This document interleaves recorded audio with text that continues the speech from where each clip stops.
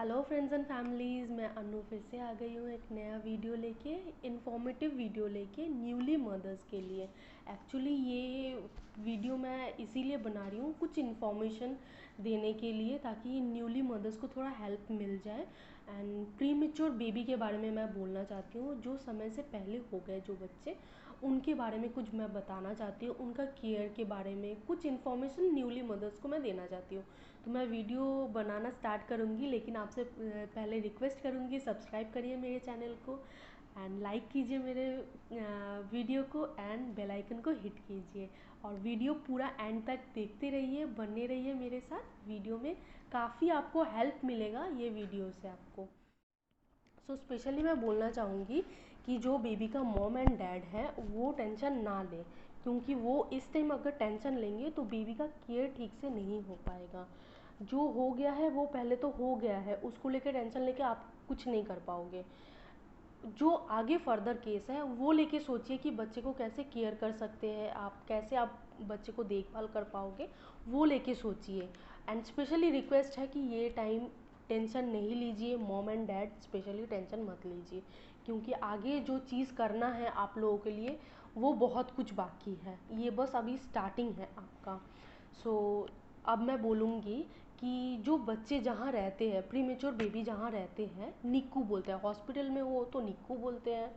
घर पे केयर करने के लिए काफ़ी बच्चे घर पे भी रह जाते हैं, लेकिन जो बच्चे निक्कू में रहते हैं, जैसे बड़े लोग का आईसीयू होता है वैसे बेबी लोग का निक्कू होता है, एनआईसीयू।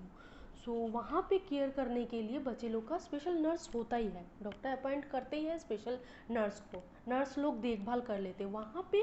मॉम एंड डैड का क्या केस है, वहाँ पे मॉम एंड डैड बस बच्चे को देख सकते हैं, बच्चे का थोड़ा सा देखभाल नॉर्मली जाके उसको टच कर सकते हैं, केयर कर सकते हैं हल्का फुल्का, कंगारू केयर कर सकते हैं, केएमसी जिसको बोलते हैं, मॉम एंड डैड दोनों ही कर सकते हैं।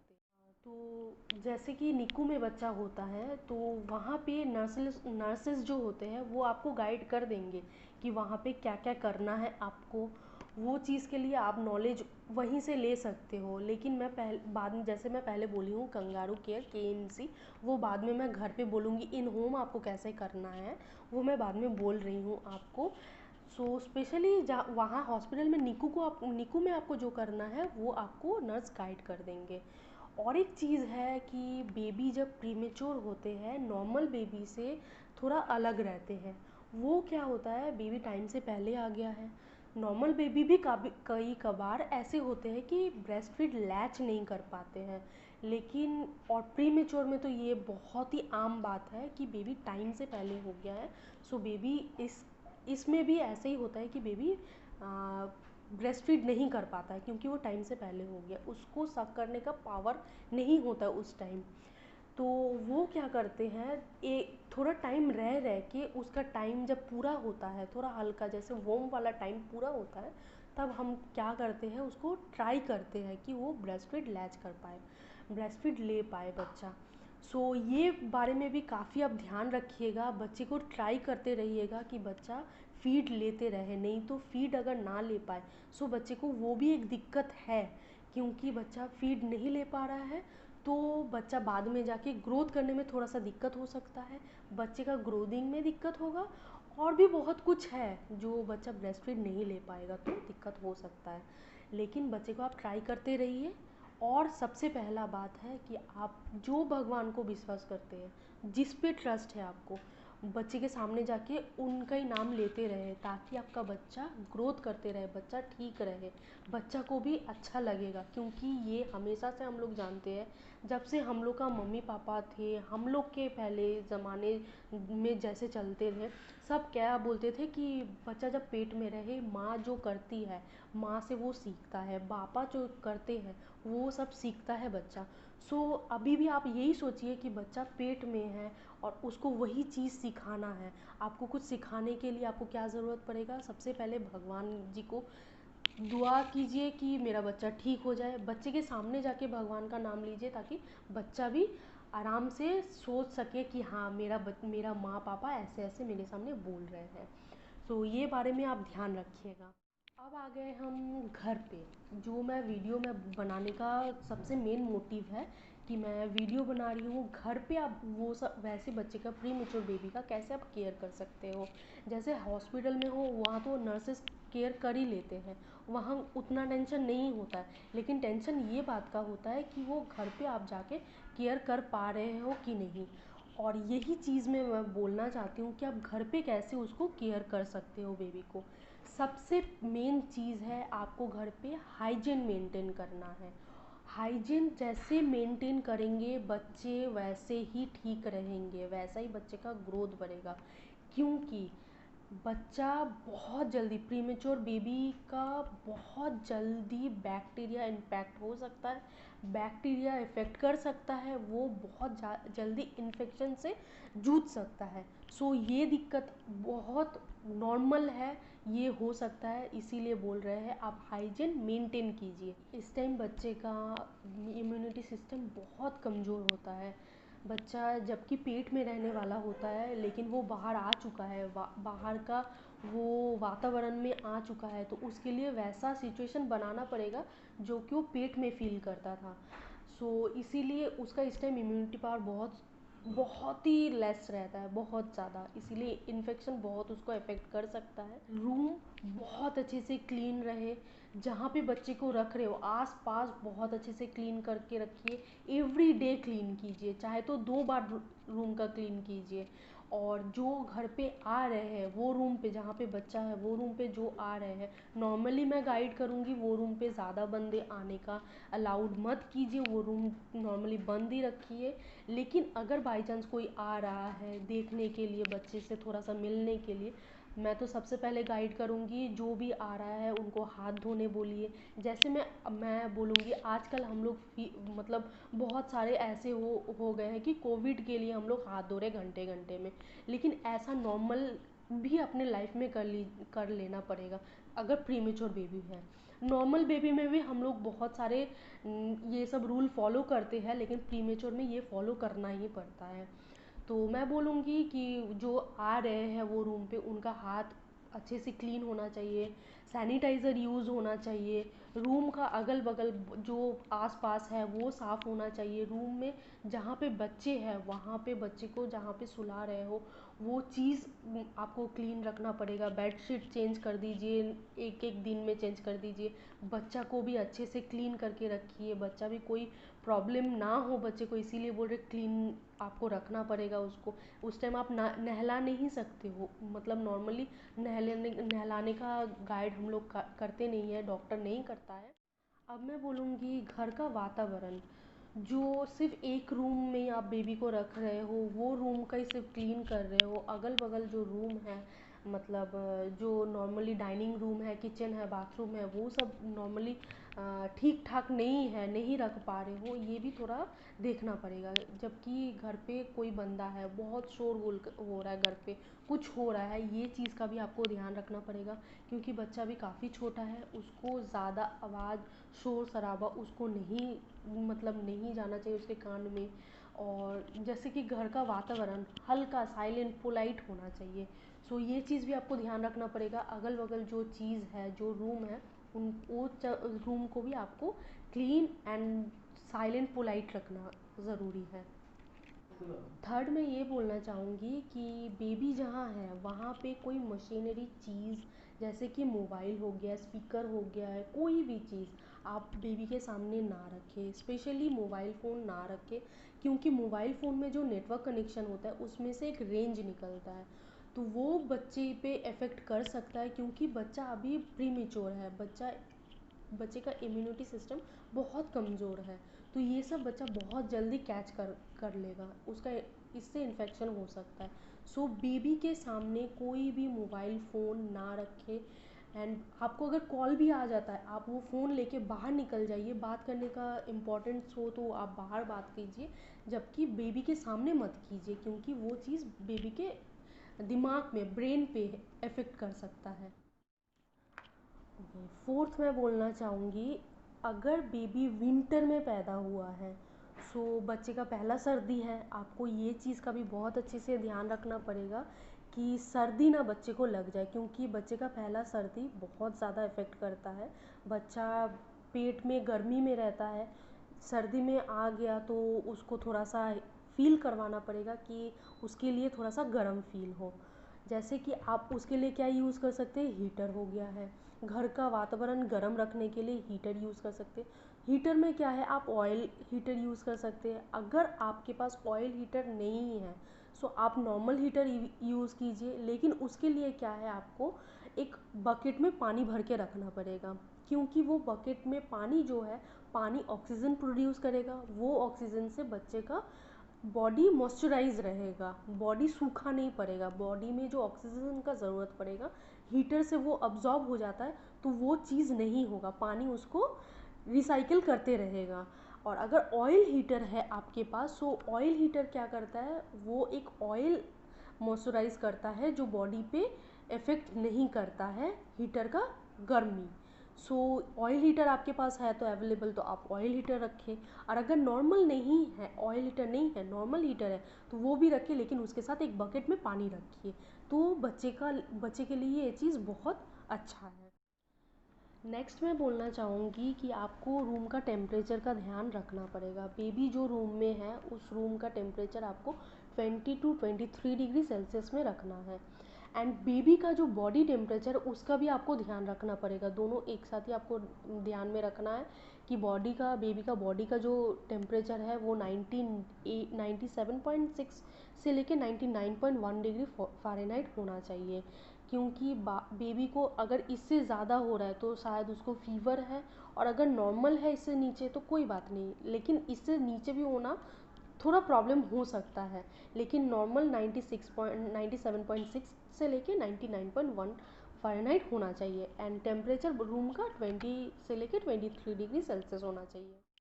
ओके, नेक्स्ट मैं बोलूँगी बच्चे को सोने में आपको क्या हेल्प, और अपने तरफ से क्या हेल्प होना चाहिए।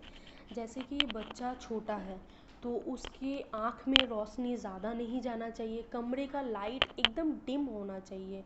एंड डिम के वजह से बच्चा बहुत जल्दी फील कर पाएगा कि मेरे पास ज़्यादा कुछ है नहीं, बहुत ज़्यादा आँख में लगने वाला रोशनी भी उसके पास नहीं है। इस टाइम आपको ये भी ध्यान रखना है कि बच्चे के आँख में ज़्यादा रोशनी नहीं लगे। एंड ये चीज़ ध्यान रखना है कि कमरे का रूम का लाइट थोड़ा सा डिम होना चाहिए। एंड उसको 2 घंटे बाद बाद आपको जैसे फीड करना ज़रूरी है। अगर बच्चा ब्रेस्ट फीड ले रहा है तो ब्रेस्ट फीड कराइए। एंड अगर नहीं ले रहा है सो प्लीज़ आप 2 घंटा बाद बाद बच्चे को फीड कराते रहें, वो चाहे दिन में हो या रात में हो, आपको 2 घंटा बाद बाद बच्चे को फीड करने देना है। देन नेक्स्ट मैं बोलूँगी bathing your baby safely, because मैं इसीलिए बोलना चाह रही हूँ ये वाला बात, क्योंकि बच्चा जब छोटा है, प्रीमेच्योर है, उसको पहला फर्स्ट मंथ तो आप मत ही नहलाइए, क्योंकि उस टाइम प्रेफर नहीं होता है नहलाने का। एंड सिर्फ नहलाना नहीं बोलूँगी, क्योंकि नहलाने पूरा ही नहीं नहाएगा 1 महीना बच्चा, फिर अच्छा नहीं लगेगा। बच्चे को स्पंज करते रहिए, हफ्ते में 2 से 3 बार उसको स्पंज कीजिए। एंड इस टाइम और ज़्यादा ज़रूरी है, बच्चे को कोई भी लोशन, कोई भी क्रीम, ये सब आप यूज़ नहीं कर सकते हैं। नॉर्मली जनरली डॉक्टर लोग प्रेफर करते हैं कोकोनट ऑयल। आपको अगर प्योर नेचुरल कोकोनट ऑयल आपको मिल रहा है तो बहुत अच्छा बात है, नहीं तो मार्केट में अवेलेबल है, वो आप ले सकते हैं। इस टाइम बच्चे को सिर्फ कोकोनट ऑयल ही लगाइए, क्योंकि इस टाइम ना मस्टर्ड ऑयल उसको सूट करेगा, क्योंकि स्किन पे इफ़ेक्ट कर सकता है, और अदर जो ऑयल्स आते हैं मसाज के लिए वो भी इफ़ेक्ट कर सकता है। सो प्लीज़ कोकोनट ऑयल बहुत अच्छा है, नेचुरल मिले तो वो वाला बहुत ज़्यादा अच्छा है, नहीं तो मार्केट से आप अवेलेबल वो वाला ले सकते हैं। तो 2 से 3 बार हफ्ते में उसको स्पंज कीजिए। स्पंज करने के बाद उसको तेल से बहुत अच्छे से, तेल मतलब बॉडी में मसाज नहीं, तेल बहुत ज़्यादा गीलापन रहे, तेल से मॉइस्चराइज रहे, सर से लेके पूरा पैर तक, पूरा हेड टू टो उसको तेल से मतलब भिगो के रखिए। सो बेबी का स्किन भी बहुत अच्छा रहेगा, मॉइस्चराइज रहेगा, बेबी को अफेक्ट नहीं करेगा, बेबी को ग्रोथ होने में हेल्प करेगा। एंड उसका जब आप 1 महीने बाद आप उसको नहलाना स्टार्ट कर रहे हैं, सो देखिए इस टाइम क्या, बच्चे को बहुत गर्म पानी हम लोग दे नहीं सकते, नॉर्मल टाइम में भी नहीं दे सकते, एंड बहुत ठंडा पानी भी इफ़ेक्ट कर सकते हैं बच्चे को। सो कोसा पानी आप थोड़ा सा ले सकते हैं, तो ना गर्म ना ठंडा, हल्का कोसा पानी ले लीजिए, उसमें आप नहला सकते हैं। और एक चीज़ का ध्यान रखिए कि बच्चा भी इस टाइम बैठ नहीं सकता है, सो भी नहीं पाएगा ठीक से, कि आप उसको हेड टू टो नहला रहे हैं लेकिन गर्दन आपका लैच, गर्दन ऐसे ऐसे हिल रहा है, वो चीज़ का आपको ध्यान रखना है। बच्चे को पैर पे लेटा लीजिए, लेटा के बच्चे को हल्का हल्का ऊपर से पानी डालते रहिए, तो वो क्या होगा, नहलाना आप अच्छे से कर पाएंगे।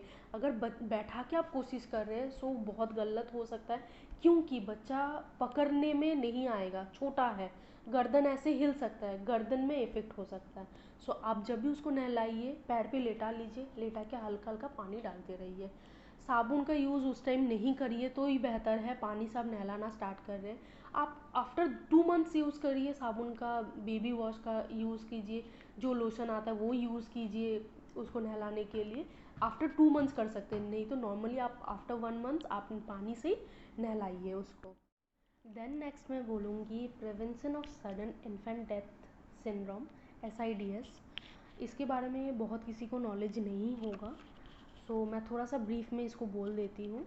जैसे कि 1 to 6 मंथ्स बेबी, बच्चा भी काफ़ी छोटा है, उसको अकेले लेटा दिए हैं, हम लोग ध्यान नहीं रख रहे हैं, हम रात को सुला दिए, सुबह उठ के देख रहे हैं बच्चा नहीं है।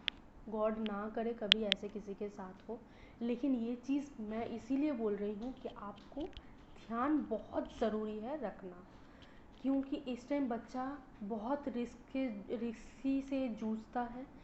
उसको अगर हम पेट के बल सुलाते हैं, क्या होता है, पेट के बल सुलाए हैं, उसको नेक कर होल्ड करने का अभी पावर है नहीं, वो नाक दब के डेथ हो सकता है।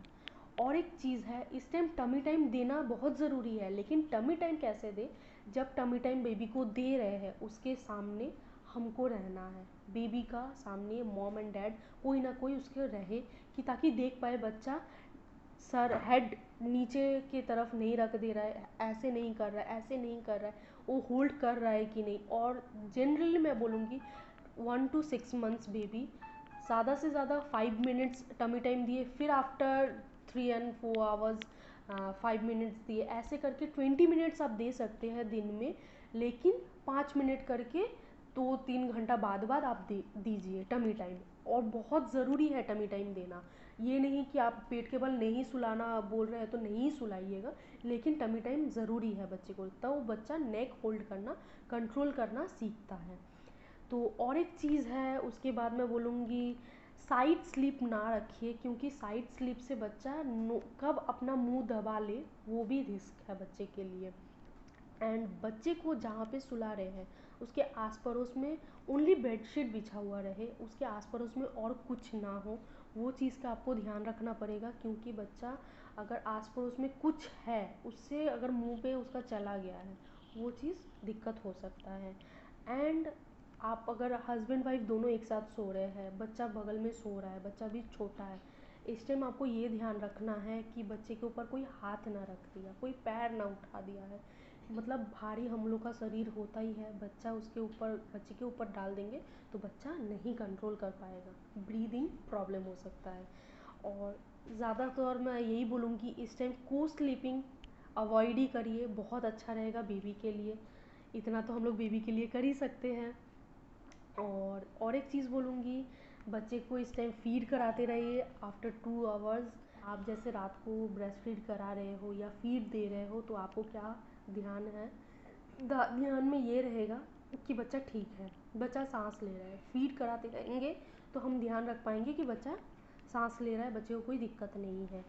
बच्चे को फीड करा आफ्टर फीड बाद में उसको बब कराना बहुत ज़रूरी है। बब अगर नहीं कर रहा है बच्चा, आप 5 मिनट्स उसको रैप करते रहिए, क्योंकि ये बहुत ज़रूरी है, नहीं तो बच्चे को दूध कहीं पे, जैसे ये सांस जहाँ से हम लोग लेते हैं वो इफ़ेक्ट कर सकता है, वो ब्लॉकेज आ सकता है उसमें, तो इस टाइम बच्चे का बहुत प्रॉब्लम होता है, बच्चा अपना कलर चेंज करने लग जाता है। तो ये चीज़ का भी आपको ध्यान रखना है, बच्चे को फीड कराइए और बब कराइए, 2 घंटा बाद आपको ये बहुत ज़रूरी है करना। एंड आप जो ब्रेस्ट फीड करा रहे हैं सो प्लीज़ आप अवॉइड कीजिए स्मोकिंग एंड ड्रिंकिंग, ये चीज़ आपको अल्कोहल ड्रिंकिंग बहुत इफ़ेक्ट करता है बच्चे को, सो प्लीज़ ना कीजिए। एंड जो वो रूम में आता है वो बंदा भी ना करे, जैसे कि फादर हो गया, कोई और मेंबर हो गया, वो बंदा भी अंदर ना आए, क्योंकि बच्चे को इफ़ेक्ट कर सकता है। अच्छा, नेक्स्ट मैं बोलूँगी, जहाँ पे आप बच्चे को, जहाँ तर बहुत कोई, जो बहुत मम्मी पापा सोचते हैं कि बच्चे को थोड़ा घुमाने ले जाए, लेकिन इस टाइम प्लीज़ आप नहीं ले सकते हैं, नहीं ले जा सकते। पब्लिक प्लेस अवॉइड कीजिए, कम से कम 6 मंथ्स, और ज़्यादा हो पाए तो कोई बात नहीं, लेकिन थोड़ा थोड़ा बच्चे को तो हवा पानी का ज़रूरत पड़ता है, लेकिन 1 to 6 मंथ्स प्लीज़ अवॉइड करिए पब्लिक प्लेस। बाकी बाहर का ताज़ी हवा देना है, थोड़ा धूप दिखाना है, वो तो बहुत अच्छा बात है। धूप का बहुत ज़रूरी होता है बच्चे के लिए, विटामिन डी ज़रूरी होता है बेबी का बॉडी के लिए। सो छत पे आप लेके जा सकते हैं, जहाँ पे धूप वाला एरिया है, वहाँ पे बच्चे को ऑयल लगा के रख सकते हैं धूप लेने के लिए बच्चे को। ये भी बहुत अच्छा चीज़ है, लेकिन पब्लिक प्लेस अवॉइड करें। देन मैं बोलूँगी, जैसे मैं पहले बोली थी कैंगारू केयर केएमसी के बारे में मैं बोलने वाली थी। निकू में तो नर्स लोग गाइड कर देते हैं, तो वहाँ पे आप लोग जानते ही हैं कैसे करना है, लेकिन घर पे आके आप क्या करेंगे, जैसे केएमसी करना है आपको, तो वो केएमसी क्या होता है, कंगारू मदर केयर। अगर आप केएमसी कर रहे हैं, आपका स्किन एंड बेबी का स्किन टू स्किन टच होना चाहिए। बेबी को डाइपर में कर लीजिए, बेबी का जो स्किन है, चेस्ट का स्किन एंड मदर का जो चेस्ट का स्किन है, एक साथ ही टच होना चाहिए, तो बेबी को गर्माइश फील होगा, हीट फील करेगा बेबी। बेबी फील करेगा कि वो माँ के पेट में है। सो इससे क्या फ़ायदा होता है, बेबी का ग्रोथ में फ़ायदा होता है। साइंटिफिकली कैसे बोल सकते हैं कि बेबी अगर प्रॉपर अच्छे से केएमसी ले रहा है, हम लोग दे रहे हैं, तो उसको 50 ग्राम तक उसका वेट बढ़ सकता है पर डे। सो इस बात का आप ध्यान रखिए, जो आप केएमसी कर रहे हैं वो बहुत ही अच्छे से करें, टेंशन ना ले। एंड उसको उस टाइम क्या कीजिए कि बेबी को ब्रेस्ट फीड से लैच कराते रहे, उसको फीडिंग कराते रहे। कोशिश कीजिए, अगर आपका बच्चा फीड नहीं करता है, ब्रेस्ट फीड नहीं लेता है, सो आप क्या कीजिए, उसको प्रैक्टिस कराते रहे कि बेबी उससे क्या सीखता है। बेबी सीखेगा कि वो ब्रेस्ट फीड कराना, लैच करना, एंड उसको केएमसी का भी इफ़ेक्ट पड़ेगा। बहुत अच्छा वेट ग्रोथ होता है केएमसी से। देन मैं बोलूँगी, इस टाइम आपको बहुत अच्छे से प्रिपेयर रहना है इमरजेंसी के लिए। आप जब भी रहे, जहाँ भी रहे, बेबी के लिए कोई भी चीज़ को प्रॉब्लम हो, आपको दिख रहा है ये चीज़ बेबी को प्रॉब्लम हो रहा है, लेकिन आप फेस नहीं कर पा रहे, तो आपको इमरजेंसी में डॉक्टर को फ़ोन करना ही पड़ेगा, डॉक्टर का नंबर आपको रखना है। और क्या है, उसके लिए पल्स ऑक्सीमीटर, जो pulse rate, normally premature baby pulse rate बहुत सैचुरेशन होता है, सो ये एक पल्स ऑक्सीमीटर आपको रखना पड़ेगा घर पे। एंड देन आप क्या कर सकते हैं उसके लिए, जो नॉर्मली उसका मेडिसिन है, जो ज़रूरत है रोज़ का, सो वो आप रखिए। थर्मोमीटर रखिए, डॉक्टर का नंबर रखिए इमरजेंसी के लिए। और ज़्यादा से ज़्यादा बेबी को केयर करें, बहुत ज़रूरी है केयर बच्चे के लिए इस टाइम।